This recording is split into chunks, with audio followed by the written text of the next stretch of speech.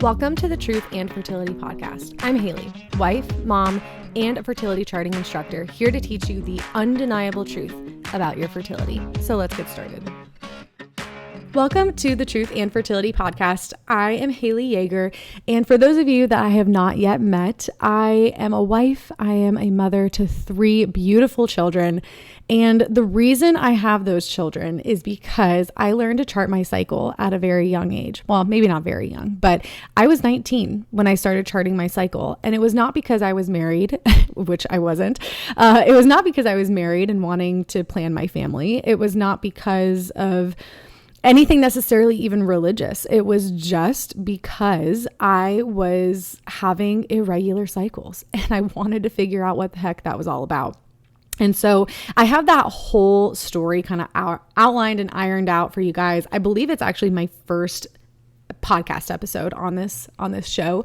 So I'll link that in the show notes below if you guys are interested in learning about my story and charting as a single woman and being diagnosed with PCOS and finding healing, all the things. But because I did that at a young age, younger than most women who learn how to chart their cycle now, I was able to have the kids that I have today because I was able to heal my cycle. And I know my cycle so well. And to be completely honest with you guys, to this day, I still have fairly long cycles.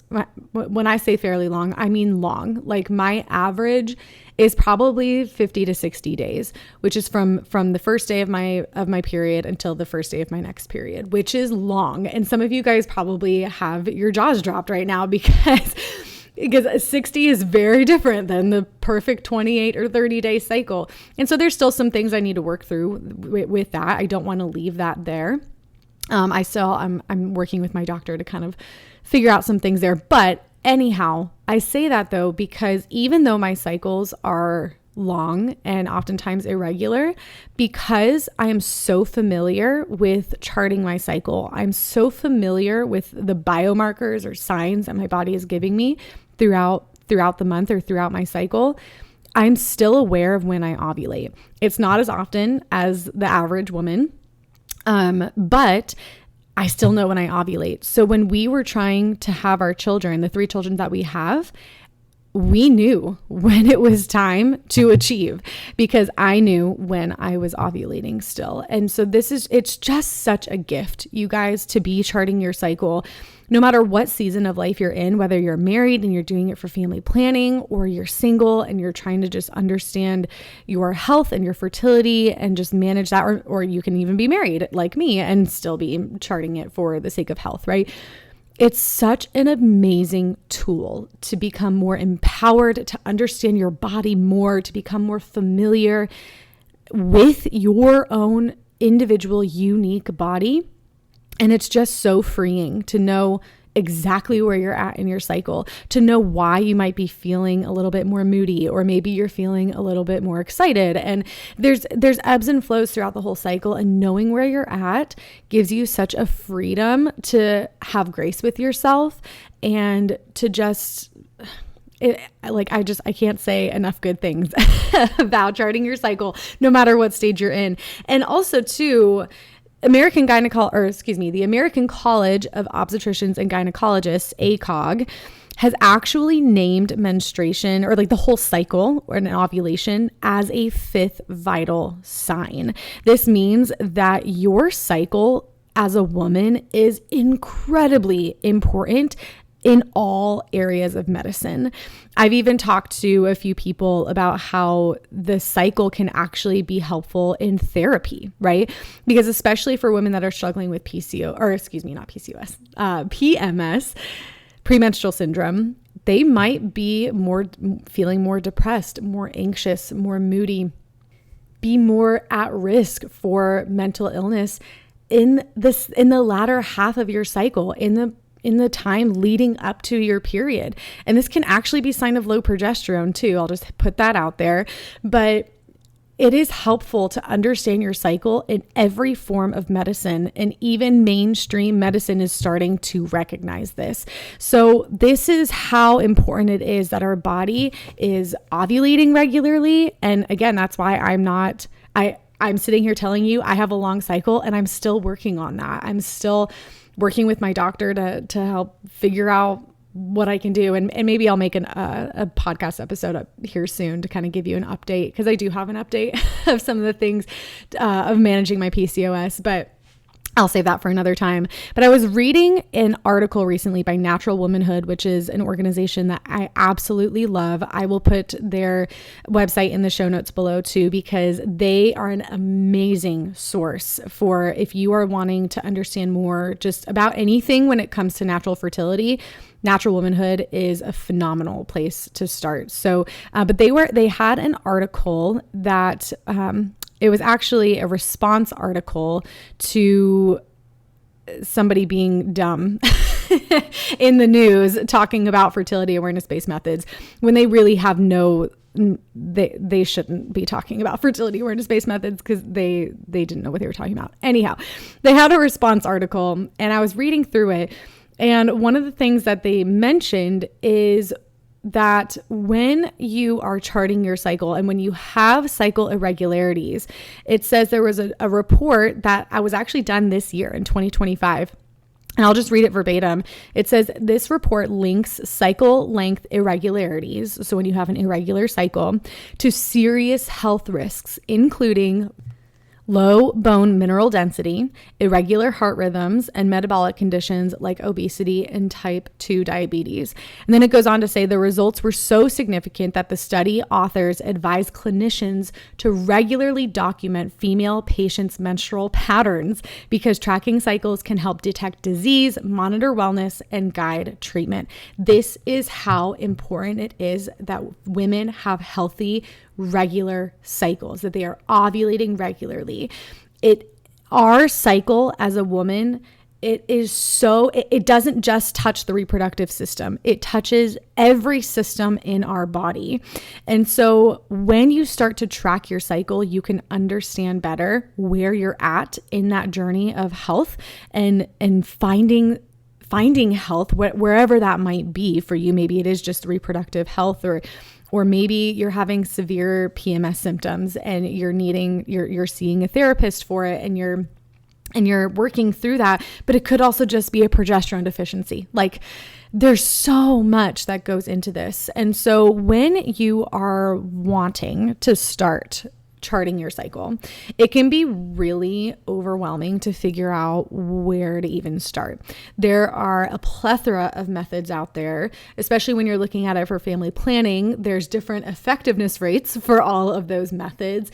It's just kind of a lot. And so in this episode, I wanted to just iron out for you guys, there's 3 main types of methods, I should say, where that you can kind of go into. But the best, I will not ever sit here and say blah, blah, blah is the best method. Like, I can't do that. The best method is the one that you are going to use, like, just hands down. So I'm going to give you some suggestions, just kind of like as a big sister role and somebody who's been in this world for a really long time now. But ultimately, the method that is best for you is the one that you're going to use. And it might take learning a few different methods to understand what is the one that you are going to use. What is the easiest for your lifestyle? What is the one that you like the most, right? Everybody has a bias. Even me, I even have a bias. So I'm going to give you my opinions on things and just kind of a good starting place. And then you take it from there. And so without further ado, I'm going to outline these 3 main types of methods for you, and then kind of go through what those look like and what they require and all the things. Okay.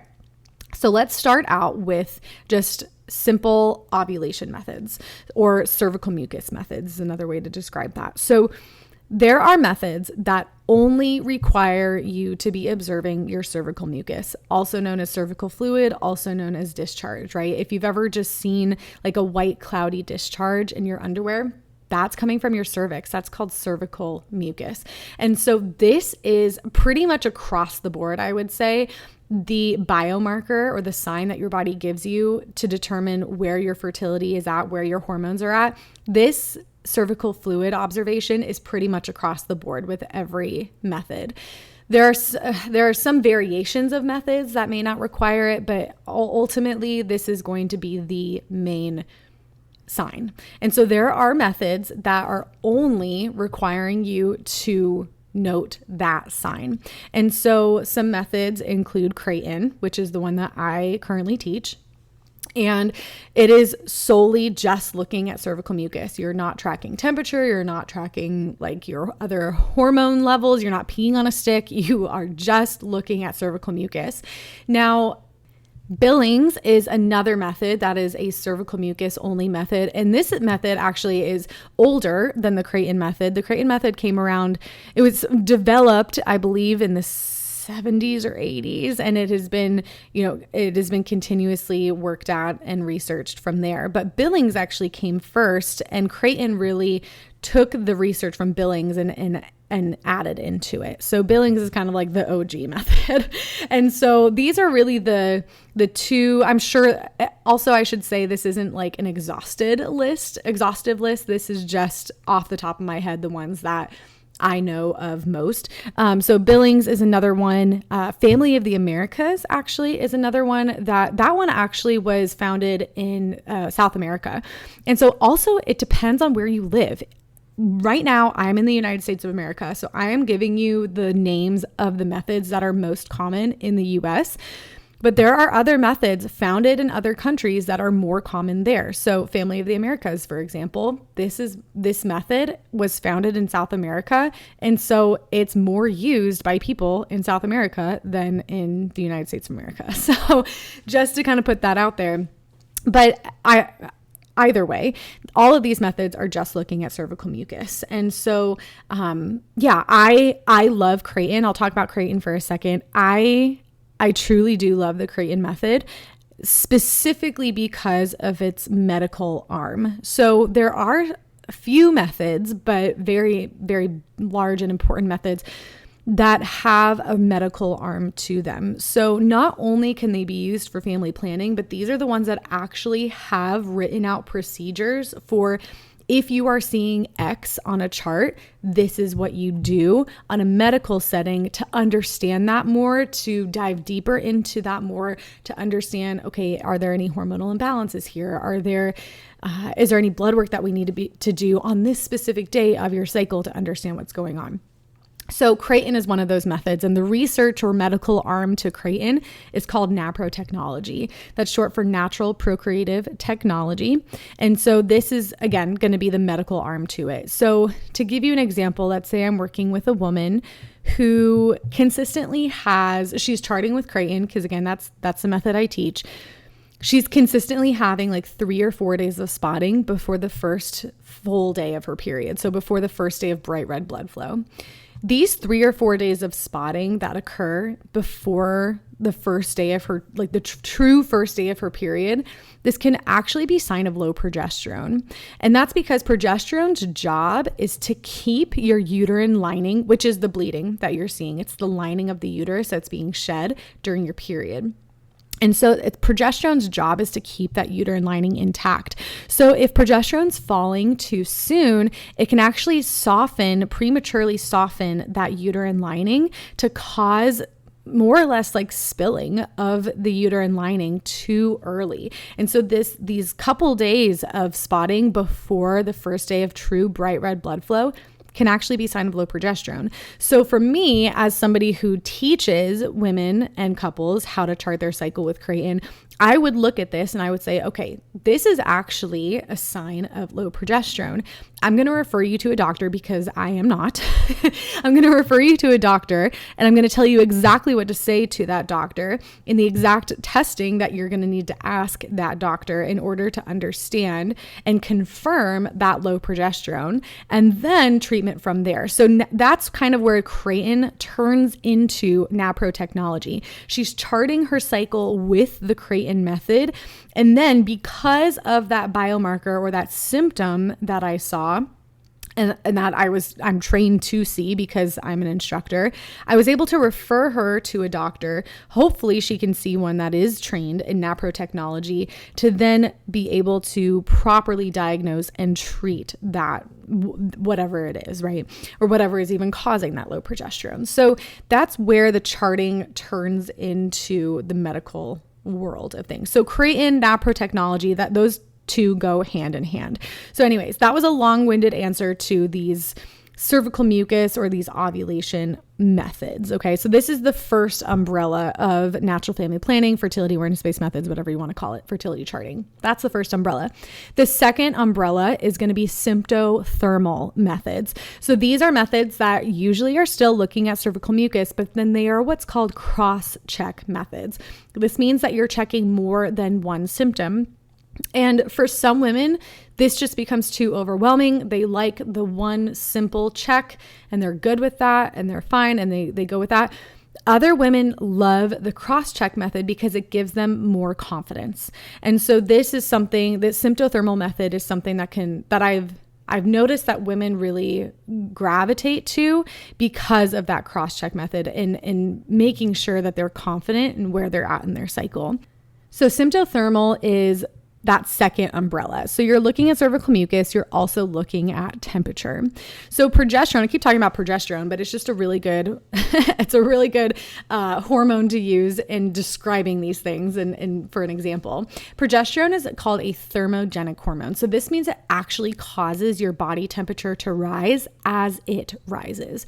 So as progesterone rises, progesterone pre-ovulation, so from the time you have your period until you ovulate, progesterone's like null. You shouldn't see it even on a blood test. It is null. But once you ovulate, progesterone rises and it is the dominant hormone between ovulation and your next period.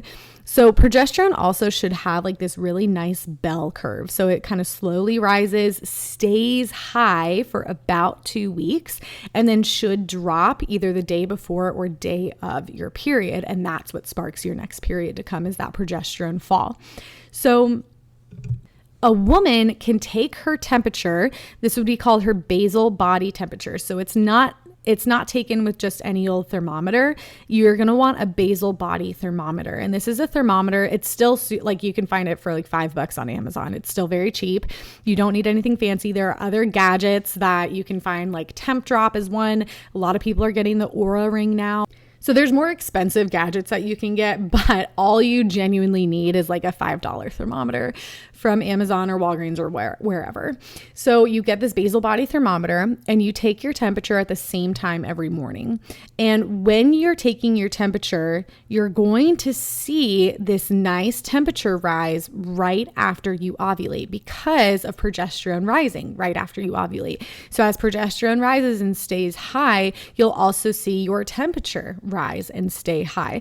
So this can be a really nice cross check and a really good confidence booster for women that are struggling to understand, like, did I just ovulate? I'm not quite sure. My mucus kind of shows that I did, but I just want that second tell, right? This can be really, really helpful. So with Sympto-Thermal, you're looking at cervical mucus, you're cross-checking with that temperature, and those two things are like bread and butter. They are really, really helpful to confirm and understand truly where you are at in your cycle. So some forms of the Sympto-Thermal methods are going to be Sympto-Pro. That's one of them. And that is the other one that I teach. I'm not currently teaching that, but that is the one that I learned how to teach first. And I do honestly, you guys, I just love it. I love the temperature rise. That is probably the one thing that I don't like about Creighton, is that they don't have the temperature rise. Or they don't have the temperature check, I should say, because I personally just love the temperature confirmation. When you see that nice temperature rise, you'll know, okay, I have my period in 2 weeks. Like and especially for me or for people that have long irregular cycles, where your mucus could be kind of all over the place. And not to say that you can't read that correctly and make sense of that, which you can, but it really is just nice to have that temperature cross-check to be able to confirm okay, I've had, I don't want to say you've ovulated, because there's some, like, if I get in the weeds, if I get too much in the weeds, it'll just confuse everyone. But it doesn't necessarily confirm ovulation, but it confirms some sort of ovulatory event, which means that progesterone is rising. Your body is recognizing that some sort of ovulatory event happened, and then therefore you're going to have your period in 2 weeks, or maybe you're pregnant and you won't have your period in 2 weeks. You'll be taking a pregnancy test in 2 weeks, but either way, it's just a really nice cross check. So Sympto-Thermal methods are going to be that. Also with another one is couple to couple league. I believe couple to couple league still, they're more of a family planning method, where they're called couple to couple because you are coming as a couple to learn how to chart, and you're being taught by a couple. So it's very marriage oriented, which is awesome and beautiful. But I do believe that they're still, that is still their makeup, right? So it's going to be less of you're single and you're looking for a method to manage your health.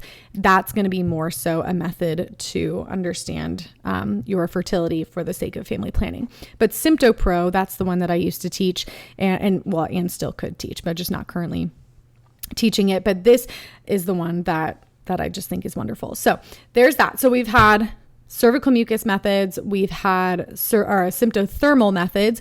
The third umbrella are sympto-hormonal methods. So these are going to be methods that actually use either a machine to figure out your hormones, or you could pee on a stick and it tells you kind of where your hormones are at. So let me kind of outline that a little bit better. So with sympto-hormonal methods, again, you're still looking at cervical mucus. That is across the board. You're looking at cervical mucus, but you are also looking at primarily your LH hormone. So your LH hormone, it's short for luteinizing hormone. And this is a hormone that spikes very quickly. It usually spikes for anywhere between 12 to 36 hours, and then it just goes straight back down. So it's a very, very steep rise, a very, very steep fall. And this is the hormone that triggers ovulation. So when you're seeing LH rise, that's a pretty good indication that ovulation is coming, like now.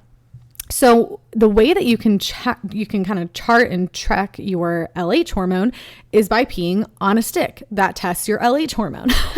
So there are different ways to do this. There are sticks that you could literally again, these are all, you can find anything on Amazon now, but the one that I've actually used these before, just more so out of curiosity, because a lot of people are into this. Mostly because it's a machine or a stick telling you what you need to know, rather than you having to kind of figure it out yourself, which a lot of people appreciate, and I can appreciate that too. So the sticks that I really like that are just testing LH. Now, it doesn't give you like a specific number level of where your hormone is, but it's kind of like a pregnancy test where you'll see a line come up, and then if the line is lighter or darker, it tells you if your LH rise is there or not. So the brand that I really like is called Wandfo, but that's not the only brand out there. There's plenty of others that you could, I think that was probably just the cheapest one on Amazon at the time. So I've used that before, and that can be a really helpful check. There's also what's called the Clear Blue monitor, and this Clear Blue monitor is used by a method called the Marquette method. So the Marquette method is going to be under this umbrella of sympto-hormonal. So again, looking at cervical mucus, but also checking your hormones. So the Clear Blue monitor, I myself have personally never used this, but I've had plenty of friends who have. And so I know more or less how it works. But again, you're peeing on a stick, and then you put that stick in the machine, and it will tell you your LH level. I don't know if it tells you your exact level or if it just says high or low.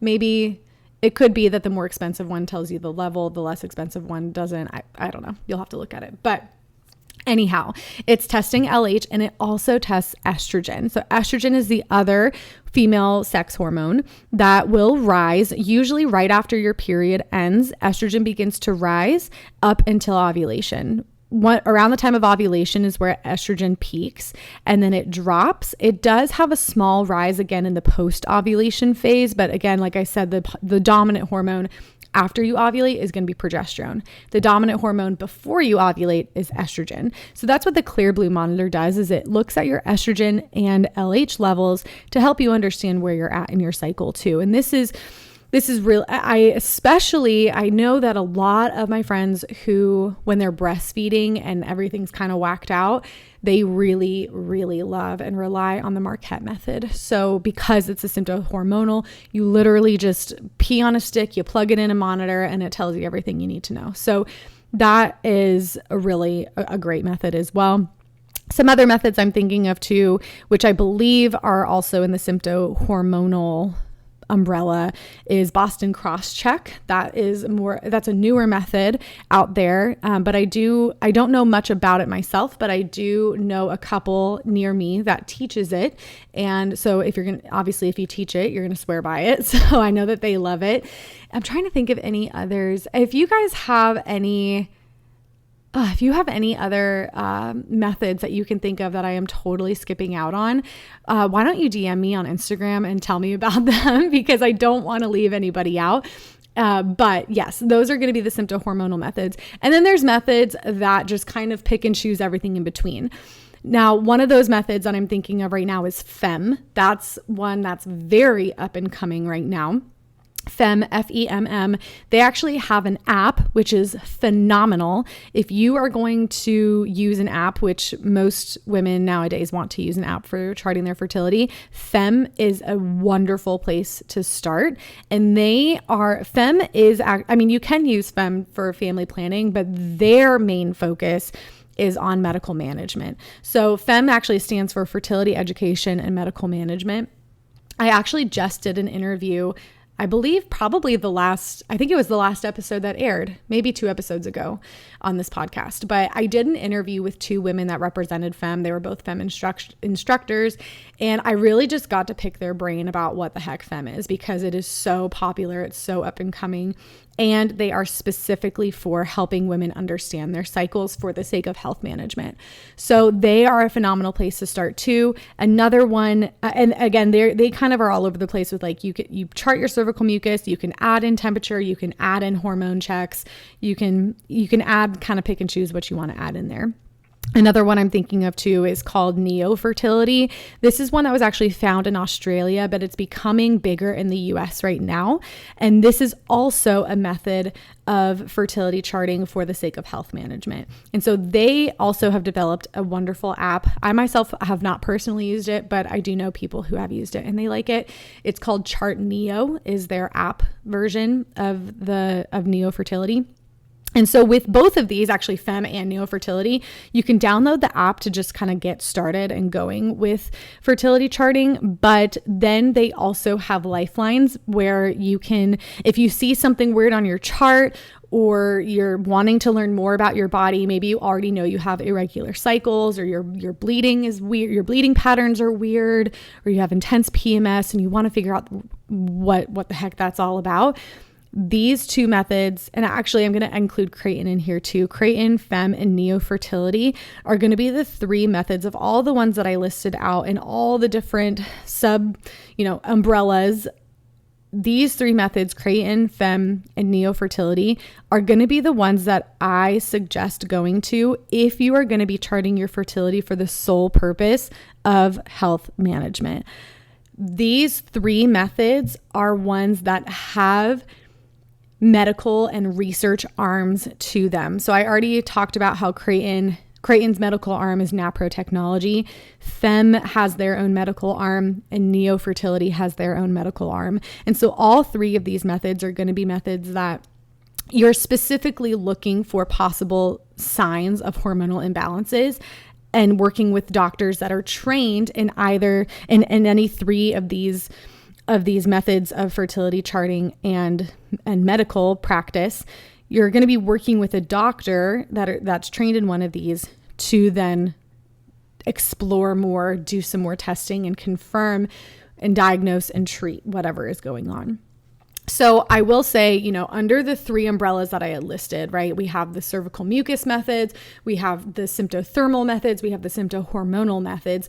It's like a nice kind of try like 3 umbrellas to look under with the heading of fertility awareness-based methods / natural family planning. But with all of these being said, I will say that if you want to start tracking your fertility for the sake of understanding your body better and possibly identify hormonal imbalances leading to other maybe possible diagnosis and treatment, maybe you're not ovulating regularly, whatever it is, I recommend starting with either Creighton, Fem, or Neo-Fertility. And I'm not saying this at all to down on any other methods. I love all those other methods. I mean, especially Sympto-Pro, you guys. I already said how much I love that temperature check too, which you can add in Fem and Neo-Fertility. But if you are going to be looking at your fertility for the purpose of medical management, I do recommend starting with Creighton, Fem, or Neo-Fertility because of the fact that they have established medical arms that can look at your chart and have policies and procedures, literally if A, then B, then C. It is so clearly lined out. Now, that is not to say that if you learn how to chart with any other method, that a doctor who's trained in one of these medical methods, that doesn't mean that they can't read that chart, right? I'm sure that enough can be done with one of those charts too. I charted with Sympto-Pro for a long time and worked with a doctor based on my Sympto-Thermal charts. So that's not to say that you can't see hormonal imbalances with those other methods, but just because of the fact that Creighton, Fem, and Neo-Fertility all have established medical arms to them, that's a huge benefit. So now, I will say some of these methods are higher barrier to entry than others, and there's pros and cons to that. Fem is I don't know enough about Neo-Fertility to really speak on that too much, so I'm kind of leaving that there. But Fem has a very low barrier to entry. You download an app, and based on the interview that I had with the two women that were Emily and Emily, actually both of their names are Emily, we chatted all about Fem.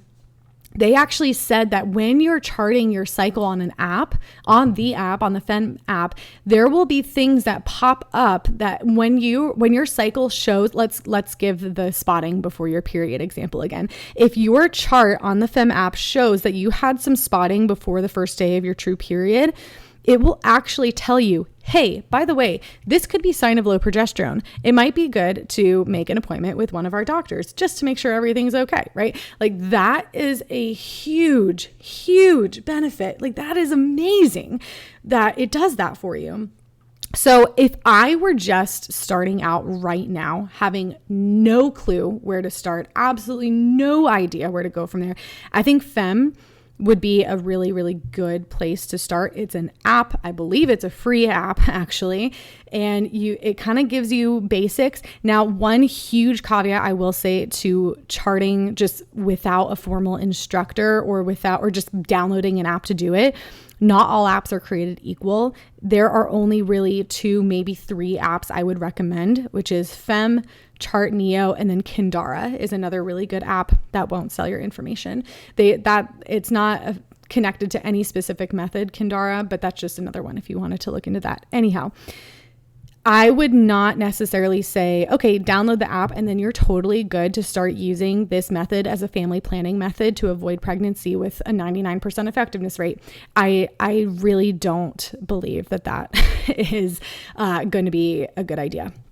If you are using something for family planning, you really need to learn from an instructor and have a trained instructor looking over your charts, correcting any mistakes, making sure that you know what you're talking about. If you are self-taught, your efficacy rate is going to be a lot less than the true efficacy rate of that given method based off of their research and correct use. So I just want to put that out there that if you're using it for family planning and you're downloading one of these apps, please, please, please be taught by an instructor before you just go ahead and start using it for family planning. Now, if you are just using it for medical management, like for health management, by all means, download the app and just kind of read through the guidelines, I know they have like instructions, read through that and just start going and see how it goes. And maybe, work with an instructor down the road if you really want to get good detailed information, the best data to collect on your body if you want to work with a doctor.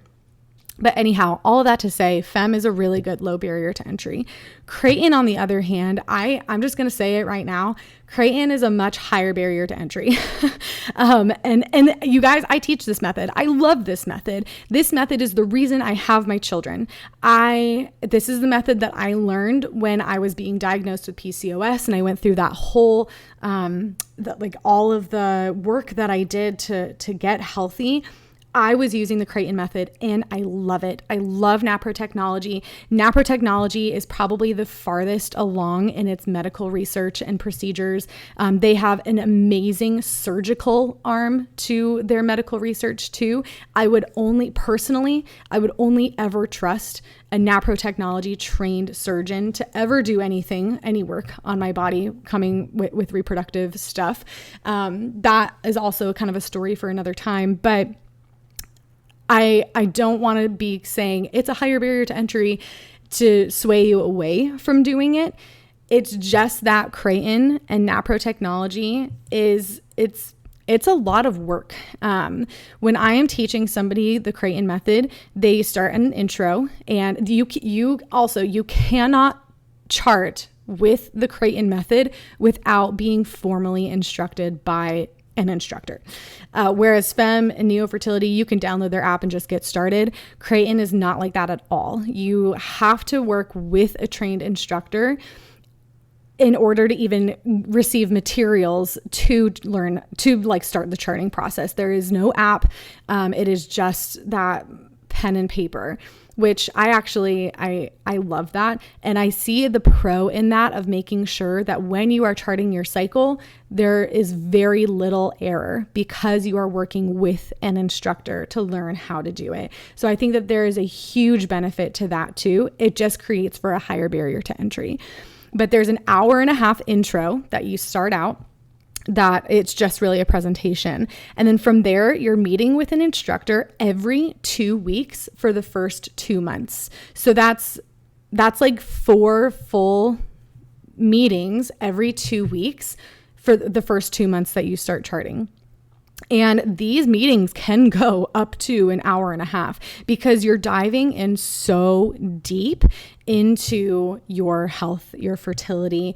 This is also a method that's really well used for family planning too. So you're really diving deep into it. So I will tell you, if you are a total nerd when it comes to this stuff, if you're like me and you are so interested in knowing the nitty-gritty details of what the heck this mucus means, whereas what this mucus means, and what it's just so detailed. So there's a huge benefit to that. And so I do love the Creighton method. It's just a higher barrier to entry because they purposefully don't have an app. You can't even chart using the Creighton method without working with an instructor first. So again, there's pros and cons to all of this, and I can see both sides, but I'm just kind of telling you with full straight truth as somebody who teaches multiple methods as well, where I would start if I were you.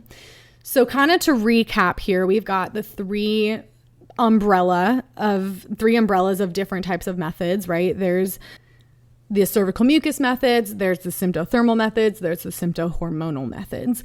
Then kind of as, picking and choosing from each one of those, you can decide what method you want, whatever method works best for you, whichever one you're going to use is the one that you should start out with. But if you're going to want to use it for medical management and for medical management and family planning too, that can be added in there. But really, if you're looking for solely the medical management aspect, Creighton, FEM, or Neo-Fertility are going to be really good places to start. And so that's kind of it in a nutshell. I know that I am missing some methods and I apologize for the methods that I am missing. I'm just giving you kind of the ones that I know off the top of my head, that I know other instructors who teach these other methods, and I think every method has its pros and cons. Every method has their own efficacy rates. I will say, in general, correct use of most of the methods are going to be usually around 95%, give or take. And that goes for effectiveness of avoiding pregnancy. If you're using these methods for natural family planning, for actually planning your families. But again, there's the family planning aspect, there's the medical management aspect. And I just think that this whole world of fertility awareness-based methods of natural family planning, this whole world has this beautiful interlinking between planning your family, right, in a very healthy way physiologically, in a very healthy way spiritually, in a very healthy way communicatively between you and your spouse. And this is interlocked with the fact that you can actually see what the heck is going on with your body. And going back to the fact that ovulation is a fifth vital sign. It is so important that ovulation is happening regularly. So when it's not, let's gather data on that. Let's start charting your mucus. Let's start taking your temperature. Whatever mix and match you want to do, let's start doing that to help you understand what is going on, to get you the best help and treatment that you need so that you are ovulating regularly, so that you are decreasing your risks of further health issues down the line. It is so important that the female body is ovulating regularly, that we're having regular periods, that our periods have a regular up and down pattern to them, that we're producing enough cervical mucus, that we are the post-ovulation length is long enough, right? There's so much that goes into a healthy cycle, and it is so empowering when you get into the weeds of it and understanding what in the world is going on and knowing what signs to even look for, and knowing more about your body than most women do. It's empowering, it's freeing, and that is what I want for you. So I hope that this episode really gave you a very clear outline of kind of where to start. I hope that you've been able to kind of form your own opinions of the best places to start for you, depending on what stage of life you're in, what your intentions are with charting your cycle. I hope that this gave you a good starting point. And so as we go into this new year, maybe you know what? Actually, I'm going to tell you this last story and then I'll sign off. A good friend of mine, for a New Year's resolution, she decided to to take her temperature every morning of that year. And she said it was the first and only New Year's resolution that she ever stuck to. And this girl, that was her starting point. And now she's one of my fellow instructors. And she's just as passionate about this whole topic as I am. And it just started with a New Year's resolution. So maybe make this your New Year's resolution. Make this something new that you begin and just dip your feet into. If you want a low barrier to entry, just download the FEM app. Just go ahead and do that and just see what happens. If you want to get into the nitty gritty of things and you're like bought in, you know that you want to get started with this, and you want to really take the time to be well educated and really, really familiar with everything that's going on, then take an intro with me. My next intro is going to be in February. It's the first Wednesday of February, whatever that date is. But sign up for the intro, and there's no pressure there. It's just an intro to understand better your hormones, your body, your cycle, cervical mucus, and start doing the Creighton method. Or somewhere else, somewhere in between, right? But just start doing something. Take your temperature, or maybe start paying attention to the fluid that you see in your underwear more. And maybe you see more of that at some times of the month than others, right? Just start paying attention, because when you start paying attention to one thing, you'll start to notice it cascading into more and more and more until you're an instructor like me because you're so passionate about this. So anyhow, I will sign off with that. Again, I hope this gave you a really good starting point to work in the new year. Make that New Year's resolution, and I will talk to you guys again next year. Thanks for listening to the Truth and Fertility Podcast. If you are enjoying this content, please leave a 5-star review. That helps me tremendously. For more information about learning to chart your fertility cycle, you can visit truthandfertility.com, and I'll talk to you guys again next week.